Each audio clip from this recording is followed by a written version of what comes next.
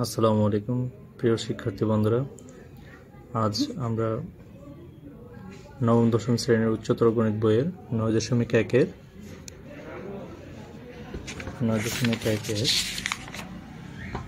6 নম্বরের ক নম্বর অঙ্কটি আজকে তোমাদেরকে করে দেখাবো। তো আমি শুরু করছি। বিসমিল্লাহির রহমানির রহিম।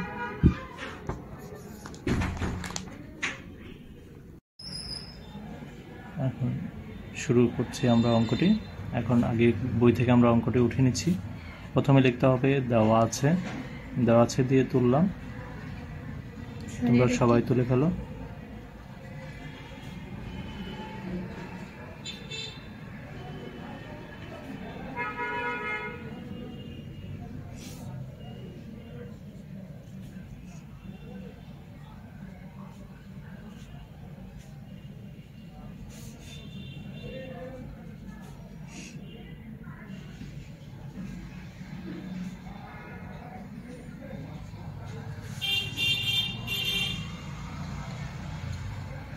প্রথম দেওয়া আছে দিয়ে তুললাম।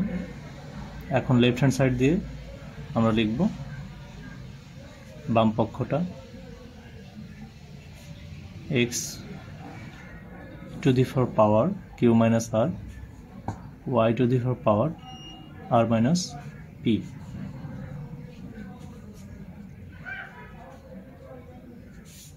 z to the four power p minus q। এখন আমরা ক্রমে ক্রমে x এর মানটা আমরা বসিয়ে দেব। x এর মানটা এখানে দেখতে পাচ্ছ, উপরে দেওয়া আছে x equal to a to the power q plus r into b to the power p। সুতরাং আমরা x এর জায়গায় এই মানটা বসিয়ে দিলাম। ফার্স্ট ব্র্যাকেট দেব, ফার্স্ট ব্র্যাকেট দিয়ে q minus r লিখব। এরপর পাশে আবার y এর জায়গায় আমরা মানটা বসিয়ে দেব যথারীতি আগের নিয়মে।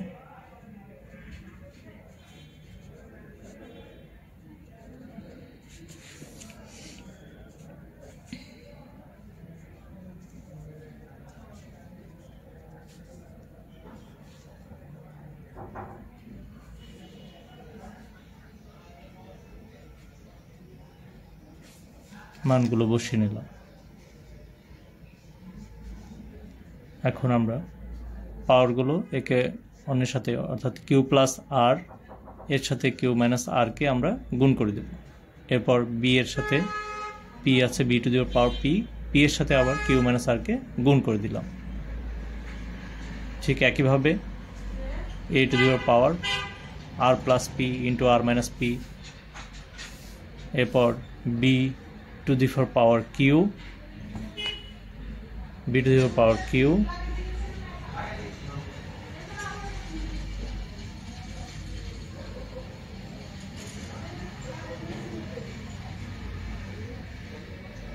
যথারীতি সেই আগের মতো সবগুলো আমরা তুলে ফেললাম।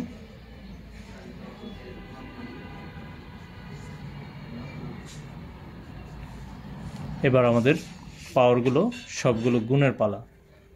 আমরা সবগুলো গুণ করে ফেলি।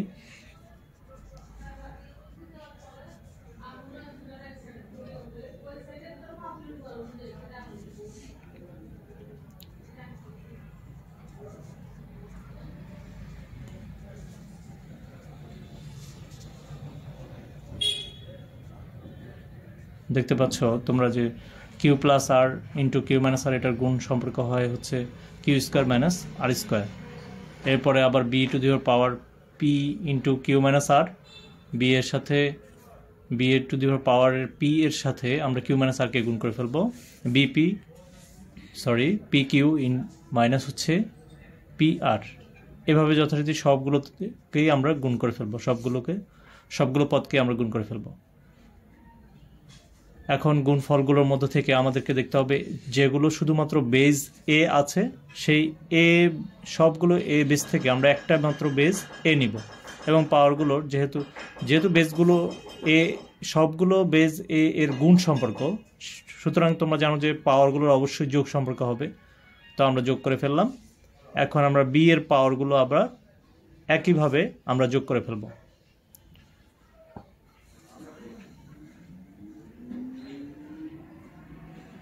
পাওয়ারগুলো যোগ করে ফেলতেছি।